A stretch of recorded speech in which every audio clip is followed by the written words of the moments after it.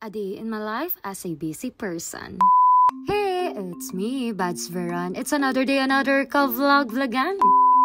Ang unang pinuntahan ko nga itong 4GM Appliances Trading dahil nagbayad nga ako ng aircon ng kapatid ko. At kung naghahanap nga kayo ng iba't ibang appliances na sobrang mura at authorized na dealer, meron silang branch dito sa May Maimpis, San Fernando, Pampanga. Sunod na pinuntahan ko naman nga itong Art for Sign para magpagawa ng tarpaulin para sa pinsan ko. Highly recommended nga magpagawa dito dahil sobrang mura nga lang at mabilis magpagawa. Gustuhan ko nga rin yung pagkaka-layout nila at maganda yung pagkaka-print. Katapos naman nga ay dumiretso kami dito sa San Fernando Palengke. Hindi pa nga kami kumakain ng tanghalian kaya dumiretso na muna kami dito sa may Jollibee. Pagkatapos nga ay dumaan na nga rin kami dito sa may katedral. Alam nyo ba, nung bata ako, dito ako bininyaga. Napaka-memorable talaga ng Palengke San Fernando sa akin dahil halos dito nga ako lumaki. At eto na nga, maraming ang nagtatanong sa akin kung bakit daw maluwag yung uniform ko na sinusuot sa school. Minsan nga ay hindi ako naka-proper uniform. Pero sa totoo lang, ilang beses ko na rin sinabi na hindi po talaga sa akin yung uniform kundi sa nanay ko. Alam nyo ba na last year ko pa talaga binili ang tela na ito pero hindi natuloy na ipatahi. Dahil ang sabi ko nga kapag pipirma na ako sa papel, doon na lang ako magpapatahi talaga ng uniform. Pero dahil nahihirapan na nga ako mag-isip kung ano yung mga susuotin ko, naisipan ko na talagang magpatahi. Pagkatapos nga, dumiretso naman ako dito sa may happy outfit para tumingin nga ng mga damit. Napansin ko nga parang inikot ko na itong buong palengke dahil dumiretso naman ako dito sa may Orchid. Sobrang tagal na nga rin na itong store nito dahil nung elementary ako, dito rin ako bumibili. At ngayon nga, bibili naman ako ng mga iba't ibang folder ko dito na gagamitin ko nga sa school. At syempre, bilang teacher, kailangan talaga organize sa mga gamit natin. At sa totoo lang, na-excite nga ako sa susunod na hawakan kong grade level. Lalo na ngayon, favorite ko talaga yung subject na ituturo ko. Sino yung mga katulad ko dito na gusto laging bago yung mga gamit? Yung tipong mas nakaka-excite magtrabaho kapag mga bago yung gamit. Ewan ko ba, medyo hindi nga ako mahilig mag-recycle. Wag nyo na po akong gagayahin. Pero hilig ko talaga laging bagong gamit. At ito na nga, mga ilang oras lang, bumalik na kami ulit sa Art Force para kunin itong tarpaulin. At ito na nga,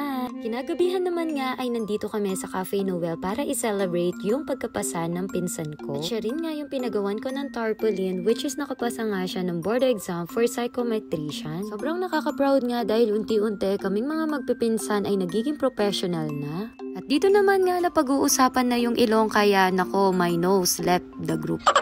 After naman nga namin sa Cafe Noel ay pupunta naman kami sa may Paya Street. O diba, ang tatangkad ng mga pinsan ko na pag-iwanan na talaga yung height ko. Alam nyo ba, nung first year high school ako, eto na yung height ko at hindi na rin talaga nagbago. At eto na nga, pangalawang beses na namin pumunta dito sa may Paya Street Coffee at medyo nagustuhan talaga kaya umuulit kami dito. Maganda nga yung ambience dito tuwing gabi, parang nasa Baguio ka at syempre yung drinks nila masarap din. Nakakatuwa nga na lumalabas din kami paminsan-minsan dahil nagkakaroon ako ng time na makabanding ng pamilya ko. At syempre, huwag niyong kakalimutan ng sarili ninyong mag-unwind, mag-relax, lalo na kapag may long weekend.